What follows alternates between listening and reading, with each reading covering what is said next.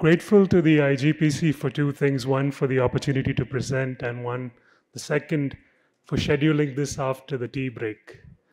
This is going to be a fairly dense presentation. It's going to be a change of pace from the business aspect we've seen throughout the day. So I hope you've had your second or third cup of tea.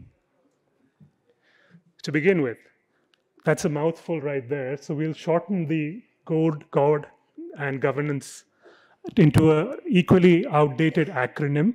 We'll call it the 3G network.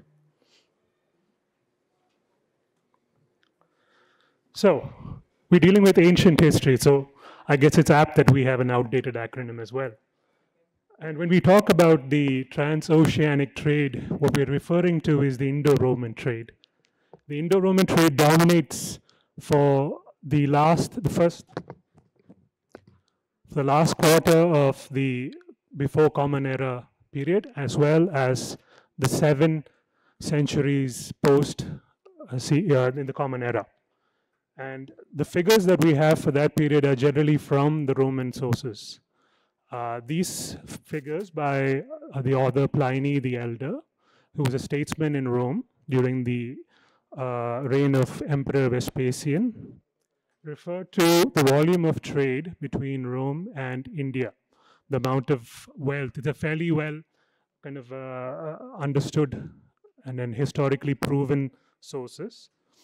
So it says annually the Roman Empire had sent no less than 50 million sesterces, which converts to about 500,000 gold or aureus coins to India for its goods. So there's an additional point that we'd like to make about the whole of the Arabian Peninsula, India, China network, which takes more than double the empire's wealth to about 100 million sesterces, and that's again every year. And so which we see, this is a sermonizing kind of, so we take it into that context as well. These are sermons to the Roman people to curb their luxuries, to curb their spending, which we see parallels to in our modern history as well, which Professor Anandita Chakrabarti will talk about tomorrow in her presentations as well. A little bit of figures down there for context as well. So why he's worried about the drain of wealth? Because the Roman legionary at the period, the soldier, a foot soldier, received just 225 denarii, silver coins, each year. And to maintain the army, where does the wealth go? Where does the wealth come from to maintain the army as well, and to maintain the level of spending that the patrician Romans had become accustomed to? Now again, some modern historians believe these figures to be unduly alarmist, because the Roman Empire's GDP at the time ranged from 10 to 20 billion sesterces. Right, and now we come to the 3G network. Gold, we see gold, Roman gold and silver were drained into the markets into India and China. They were the two ancient drains from which around the ancient world economy pivoted. And we see India has the lion's share of the gold drain, while China favored silver. And the evidence for this gold drain we see in hordes of coins, hordes of the Roman coins, Roman emperor coins, that were found throughout generally throughout South India, where they were preferred items for trade, preferred recompensation for trade, instead of items such as that were preferred in North India, which is kind of more in-kind barter system. As well, we see that the overland trade routes that developed over time, we see temples and influential temples as such, major influential temples that develop over the centuries, and how they act as both a repository for this gold and also to further the urbanization process in the South, early South that is. And again, the governance aspect deals with the early empires that were just about to coalesce at this point. So we'll move on to the presentation proper. So this this is a visual representation of what is known as the Periplus of the Erythraean Sea. It's a 1st century AD document written by a Greco-Egyptian sailor, a merchant from Alexandria in Egypt. It follows the trade patterns over the Indian Ocean from Rome all the way down to the west coast of India and as well to the east coast. And you see the major ports there. In the north of Egypt, Myos Hormos, where the historian Strabo says 120 Roman ships had set sail every year bound for these the east-western Indian shores. Now, the discovery of the monsoon, the Hippolus winds in the monsoon, precipitated a lot of this trade, which was first dominated by the Arabian merchants, and then the Greeks, and then the Romans, who were known, were all kind of known under a catch-all term in Indian literature, which is called Yavana. Yavana being a corruption of the Greek word Ionians.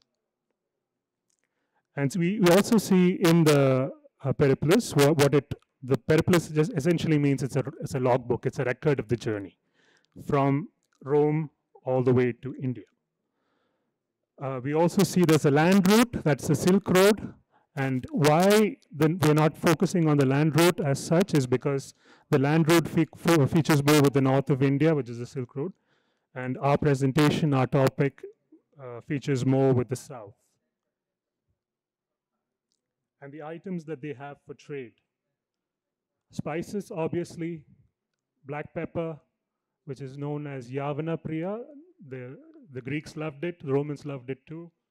The wine which comes back from Rome, amphorae of wine are found, which is where we see one of the first instances in ancient literature about how the old adage about how Malus love to drink. So we see the first instances where historians have recorded the love of South Indian kings for fine Roman wine. And of course, gold, which are found in hoards as they come across.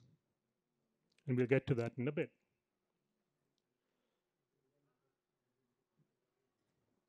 Right. So this is the area we're dealing with. The South Deccan, also known as the Tamil Aham at this period. This is the Sangam era kind of representation of the South as it was. So we have the three main river kingdoms there, the Cheras, Pandyas, and Cholas, who are the major kind of budding empires of the period. So the period is 300 or 500 BCE to about 300 CE. And we see how the trade kind of overlaps with phase 2 of the agrarian settling process in South India, which begins much later than in North India, where in the first phase we see that the technology had not developed to the extent that the riverine valleys could kind of employ large-scale or wide-scale agricultural practices. In phase 2, we do see oxen and plow-based agriculture kind of really take root in the river valleys, and this kind of coincides with the expansion and of overland trade between the two coasts. Right. So the Thinai concepts. The Thinai concept is this little a literary semiotic device that is kind of put forward because we have no records, historical records as such about this period. The major source of our information comes from Sangam era text. Sangam generally means a collection of philosophers or poets who have come and converged into a court, royal court, and gave poems or discussions, conducted surveys of the period, or conducted sermons about the society in general of the time. So from those poems, from those epics, we have kind of extrapolated that there were 5 main Thinais. 5 Thinais are 5 geographical ecozones throughout what is known as the Tamil Aham. So these 5 zones, you can see the kind of the breakdown there, and they all had their individual kind of economic activities, geographical settings as well, and the presiding deity of each zone kind of featured and tied into the predominant economic activity that was practiced. So one of the interesting ones we see is the natal Tenai, which is the coastal Tenai, and obviously they worshipped the Lord Varuna because, well, he's the Lord of the sea, and they depended on the sea for their living. And the other aspect is the palai, which is the parched or the arid zone where nothing grows. And when we see, yeah, and we see that is the regular, the common economic activity of the period, which is raid and plunder. That was where it kind of took root there. So the period, the space we're talking about is the land between the Venkatam Hills and Kanyakumari, and it features those three kingdoms with their major cities. So the Chera kings controlled most of Kerala. They had the fabled Muziris port, which was their famous port, which Pliny called the first emporium of India, and they had their capital at Karur, which is a little further inland. You can see how it goes through the Palghat Pass, which is where the overland inland trade route comes in. Then you have the Cholas, who have their capital in Trichy, and what is now Trichy, and their major port in Kaveripatnam, or Puhar as it was known. And the Pandyas, who had their major city in the capital in Madurai, and Tuticorin was their major port. We also have minor kingdoms, which we'll get to in a bit. So the economic system there, what happens is, because of the different economic activity, zones of economic activity, it's a system of bartered goods generally. People from the hills sell honey, meat, whatnot, and they trade it with the pastoralists who added their dairy products and the fish from the coast. So these zones, economic zones of interaction, interdependence, those kind of coincided, and they grew as the empire, or as the budding empires coalesced. The political structure of the time, the three main rulers were the Movendas, the three-count kings. These are the early Cholas, not the Chola empire of later, the Cheras and the Pandyas, and they controlled the major agrarian territories and the trade routes and towns. The Velir, the chieftains, who were considered the political upstarts of the period. So they had command of fairly strategic areas as well, and they were preyed on by the Vendar, and the Kirar, who are basically hill chieftains.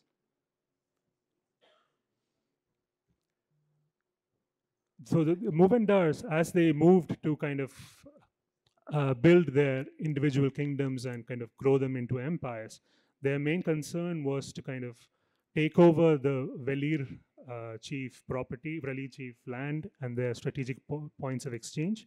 So the Chera kings, Kerabotros, so he was credited with the capture of Muziris port and safeguarding it from piracy and securing that the Roman trade, influx of Roman trade in gold.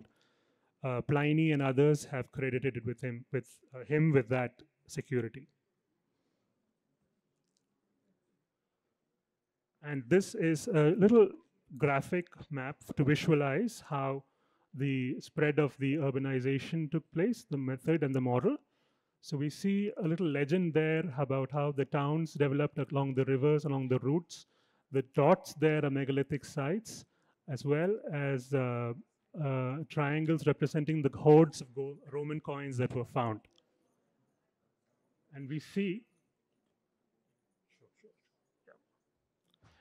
how the gold the gold hoards are concentrated in an area where the trade activity takes place over a period of time. Ancient temples we'll skip because the initial ancient temples were not the ornate ones we see in the later medieval period. They were basically village deities and small shrines. Nature worship, ancestor worship, that's the sort of thing we're looking for there.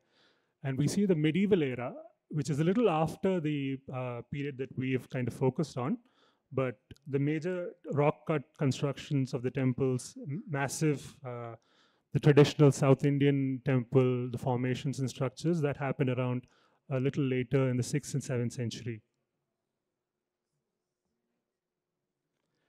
And then we see how the temples have finally kind of gained the wealth. And individually, it comes from the royal patronage.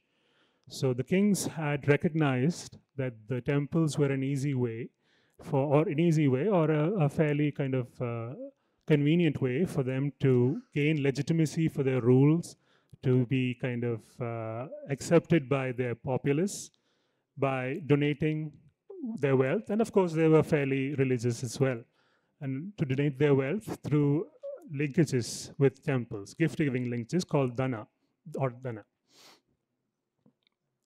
And it wasn't just temples, it was prosperous merchants' guilds as well. The major form of patronage and golden gifts that we see here are called the Mahadanas, the great gifts. And the two that we focus on are the Tula Purusa and the Hiranyagarbha, which are giving of the weight of the patron in gold, or giving of the donor's weight in gold, and the gift of the golden womb. The picture that I have there is of the Travancore Maharaja, Martanda Varma, who's performing the Tula Purusa Dhanam to kind of to give his weight in gold to the Sri Padmanabha Swami temple.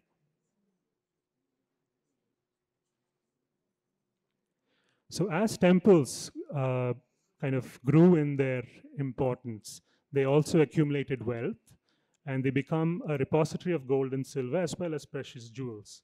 They also become a town hall place of meeting, a place of assembly for the ruling elite of the period. So now this kind of increases the need to be for these temples to be protected, because as we see in the Arthashastra by Kautilya, he encourages rival kingdoms and heretical sanghas to be kind of to steal gold and deplete the treasuries of the heretical temples, to take that and to reinforce their own treasuries. So we see that the temples themselves have become places that need to be protected, and they become fortress-like complexes. They gain in complexity. There were several circles of streets within streets, warrens within warrens, maze-like bazaars, and they even have their own security personnel inside. They also become centers for service activities, hospitals, pharmacies, schools provided education. The monasteries also provided aid to the poor and tended to the afflicted. They also provided sanctuary in wartime. They served as courts of law as well, because the kings and the assemblies, local assemblies, the ruling elites, they settled disputes within the temple premises. And the temple festivals, the utsavs, they provided popular entertainment for the masses. We come to the economic functions of the temple now. So basically there are three major economic functions. They come to they are the landlords of the period, because they are being endowed with great gold and great amounts of land. They've been granted land, and they come to they come to enjoy the status of a landlord within these areas, and they are points where these areas become points where they coalesce communities at the point where the villages now become towns, and the towns become further urbanized as we go on. We see how the tenant farmers, as well as other kind of merchants, artisans, craftsmen, all become incorporated into a system of labor. There's the stipulated contracts that they have to adhere to. The contracts generally take the form of rent or gold, in terms of gold and land. The richer temples, they use their funds to conduct irrigation work, public works. And there's a similar kind of model that we see to the landed chief and his intermediaries. Next, they employ... Can we try to wrap it up now, because I think we're running out of time. That's absolutely fine. We also see that the temple employs hundreds and several thousands of people. There's a bunch of occupations listed there. It serves as a banker. It's a prototype bank. It's more of a money lender, but it's a prototype bank of the period. Right, and we come to the very end where the temple is the figurative and literal glue of the network. It basically served to as an easier way to extract the agrarian surplus from the economy. It linked the high and low together in service to the temple, and it becomes a node for the community to coalesce. Essentially, over the long run, it became the center of the support pillars for the budding empires as they grew and developed. That concludes the presentation. Thank you.